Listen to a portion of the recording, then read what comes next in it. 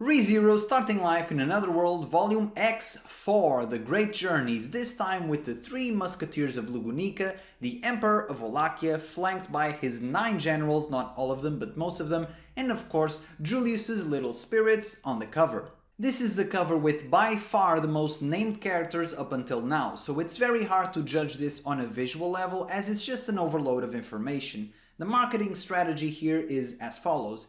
Here's a bunch of cool characters, you're bound to like at least one of them, so buy the book. I prefer the simpler covers, but I can't say I mind such a busy cover for a side story as it introduces many new characters, and I've always said it's bizarre that Roswell and especially Julius haven't had a cover on the main story yet, so this one is highly appreciated for Julius, even if he does have to share the spotlight with a million other characters. X4 sure knows its target audience as it has a single piece of promotional artwork that will immediately hype any ReZero fan. I open the book, I see a possible wallpaper with Reinhardt in it, I'm interested, then I see that he has unsheathed Dragon Sword Wreath, and now the book has my undivided attention. It also helps that Cecilus, or however you're supposed to pronounce this name, has a banger outfit. Then we have 4 pages of introductory character designs, which are actually very useful since this book introduces so many new characters, so it helps the reader keep track of all of them by having a mental image of them. One character I do have to highlight though is Arakia. She's just here because the illustrator wanted to draw some boobies, I guess, because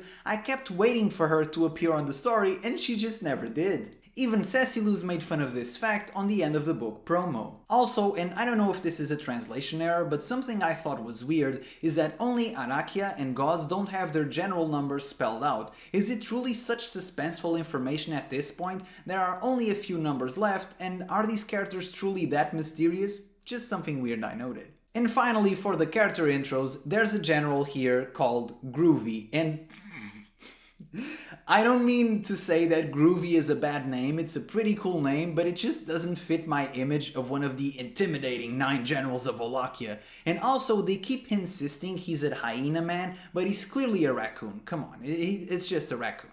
X4 goes even further on the X3 less is more philosophy, as it has only 2 chapters, and unlike X3, whose chapters were chronologically connected, but narratively speaking a bit all over the place for my taste, X4 reads like a proper book. The second chapter is the direct aftermath of the first chapter, and the stakes here are much higher than they ever were on X3, as the balance of these 2 nations is constantly at peril throughout the book. I really like the mix in this book between fleshing out the world of ReZero and showing a very important moment in the story that's very relevant for both the main story and all of the development of these characters, while at the same time being a little bit fan-servicey and giving the fans what they want, or at least teasing it. We didn't actually get to see the fight between Reinhardt and Cecilus, but I'm sure it was very cool. The first thing I have to note is how real the premise of the first chapter feels in-universe. After the events of X1, the royal family is now gone, so Lugunica makes the very logical decision of trying to make a non-aggression pact with the Empire,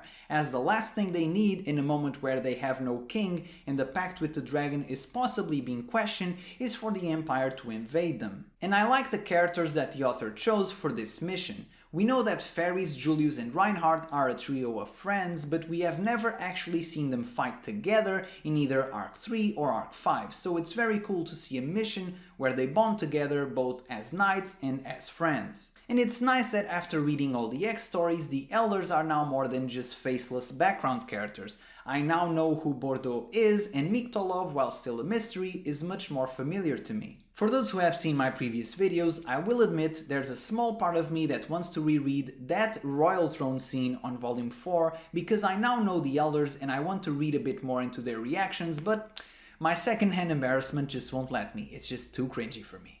The Empire is a fascinating place and it makes me even more hyped for whenever the main story ends up there. The main thing here is the difference in philosophy. As we saw in X1 and X3, the kings in Lugunica rule through likability and respect, and here Vincent clearly rules through fear. If I'm being completely honest, the people in the Empire are complete psychopaths, with the worst scene being of that one guy offing himself because he had the audacity to shake in front of the Emperor like it was some sort of mortal crime or something. These people are a bit lunatic. Both nations have their problems, obviously, with Lugunica having a much more unequal society, having discrimination problems with the demi-humans, and being sometimes a bit too uptight with their chivalry, but I would still argue that for the average person, the Empire is a much worse place to live in. Everyone is judged by their strength and their usefulness, the weak are completely discarded, and the Empire is ruled by a cold-blooded dictator. I'm very much looking forward to whenever Subaru comes here, because I think his values will highly clash with the Empire's. I will admit though, I really enjoyed the little authoritarian brat, Vincent. He is very amusing. He reminds me of Gilgamesh for those who have seen Fate.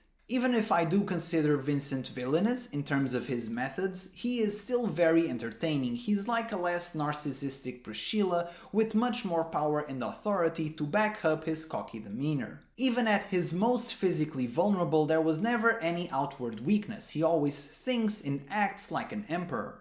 He was all bloodied up and knocking on the afterlife's door, and he's still roasting fairies for being weak while fairies is saving his life. This guy is hilarious. Vincent Vollachia never breaks the facade. We have Reinhardt and the 9 generals fighting for their lives, and he's still there just looking displeased, like he's mildly uninterested and has something better to do. It's just so funny.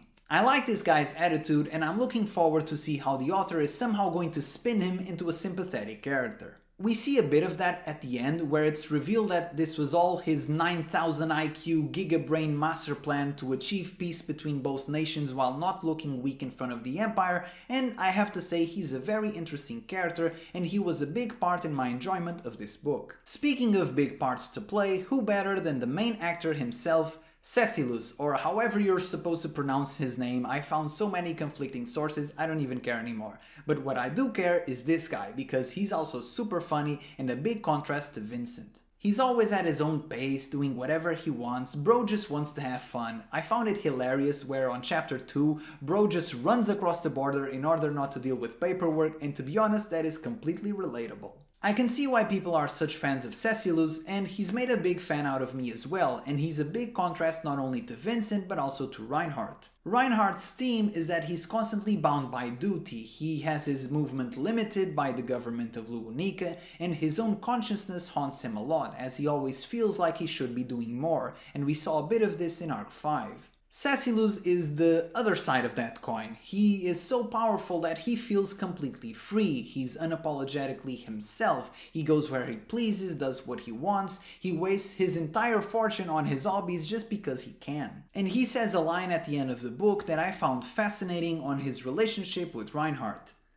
I felt I had to teach the Sword Saint something myself. I had to show him that he wasn't alone either, that I was there, and there might even be others who stand with us. That's what I wanted him to understand. Despite being so different, Cecilus and Reinhardt understand each other in a way that only two monsters can, and I like to believe, even if it wasn't explicitly stated, that Reinhardt was quite happy to unsheath Dragon Sword Reed for what is only the 3rd time in his life. I'm sure that Reinhardt was very happy to simply spar with one of his bros, just banging it out with the boys like a normal dude should do. Cecilus brought that out of them, and he's a great character, and I hope to see him again. Another character I want to highlight is Balleroy. Much like Fourier in X1, it feels like a slap in the face because as soon as I was really liking this character, he's just gone. From an ability standpoint, he felt very nostalgic, and I know this sounds ridiculous, but if you've ever played Fire Emblem, he reminds me of a Wyvern Rider, and that just brought a smile to my face. Although, unlike in those games, here Balleroy is a sniper, which is a fascinating mix. He's both rangy and stealthy, a very weird archetype for a Dragon Rider.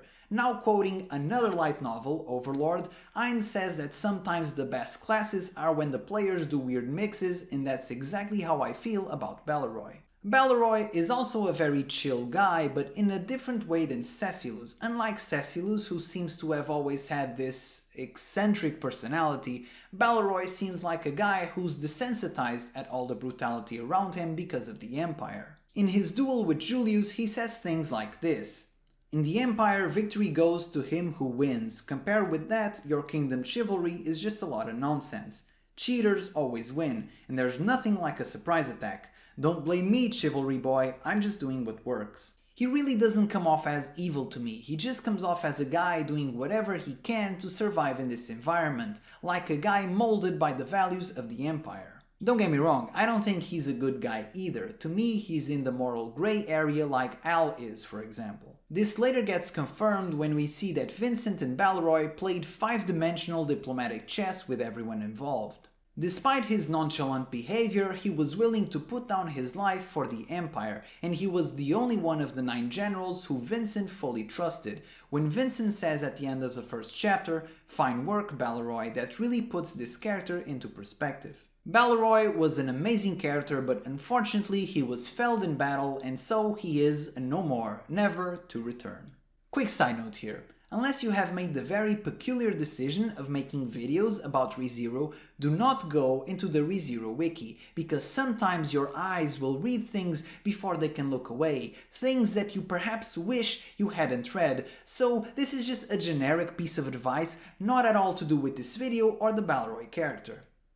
As highlighted by the central position on the cover, I don't think it's controversial to say that Julius is the de facto main character in this book, and 2 things really stood out to me. The first is the more I see Julius fight, the more I understand how overpowered this character is. In Arc 5 we see him fight Betelgeuse, but there's always this feeling that perhaps Betelgeuse relies too much on his unseen hands and isn't a very competent fighter himself. And in Arc 5 we see him very distressed at the loss of Joshua and ended up being used as a little snack, so yeah. This book highlights how strong Julius is against normal enemies. He's capable enough to manage to hold off Cecilus for a bit, and sure, Sassy Boy wasn't serious, but he's like what, top 2 characters in the series, only behind Reinhardt? And we see Julius' skills against the other 9 generals. The Balleroy fight in particular was amazing. So yeah, this Julius guy is pretty strong. I sure hope Subaru becomes friends with him. The second thing of note is we see the vulnerable man behind the title The Finest of Knights. In fact, we see how insecure Julius is with that title, calling himself, in his own words, a distant number 3 to Marcus and Reinhardt. He can't appreciate how capable he is because he constantly uses Reinhardt as this impossible to achieve measuring stick. And we see this jealousy in full display in the second chapter, where Julius is a very naughty boy, hiding away information from the kingdom of Lugunica in order to let Cecilus and Reinhardt have their sparring match. I believe the main story will go deeper into Julius in Arc 6, and I think that's great. He started off as this snobby, arrogant, uptight character, and while he still may be a bit of those things, he's also one of the most complex characters in ReZero, and one that I am very interested in following his development.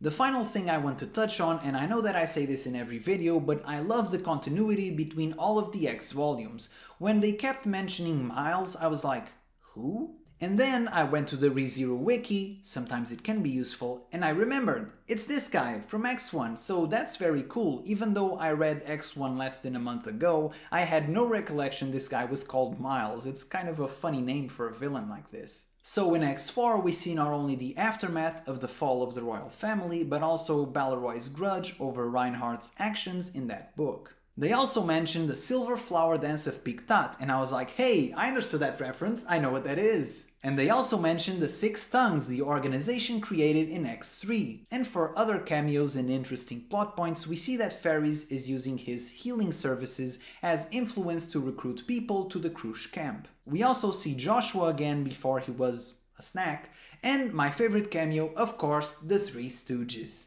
I can't believe these idiots. At this point they have fought, or at least come in contact with, what are the 2 strongest characters, Reinhardt and Cecilus, and that's just hilarious. It's like this joke that never gets old. So overall, I really enjoyed X4. My main criticism of X3 was that nothing of real interest happened besides the final chapter, and it relied too much on cheap humor that didn't land with me. X4 is a much better book. It highlights a super important moment in the ReZero lore that is relevant to both the main story and gives a lot of continuity to these X volumes. It features cool characters and the story is very interesting. As soon as they revealed they were going to the Empire, I was already hooked. The second chapter is definitely a step down from the first chapter, but I would say it brings proper closure to that story while giving a bit of Julius' character development and giving the fans the fan-servicey ending that a lot of us will appreciate. And that's it, X4 was great. My next video will either be X5 or volume 22 if Amazon chooses to deliver it to me. Jeff, if you're watching this video, I'm waiting, man, I'm waiting. See you guys on the next video. Be sure to like and subscribe, and bye bye.